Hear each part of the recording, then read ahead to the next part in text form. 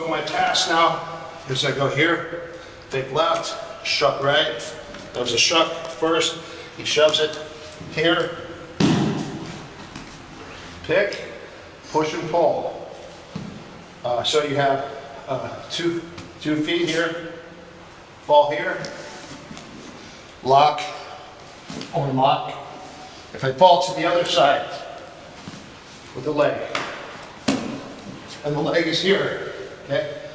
Foot against the base, or place it here. Nice and tight, knees at a 90-degree angle, feet crossed, feet side to side, feet figure forward.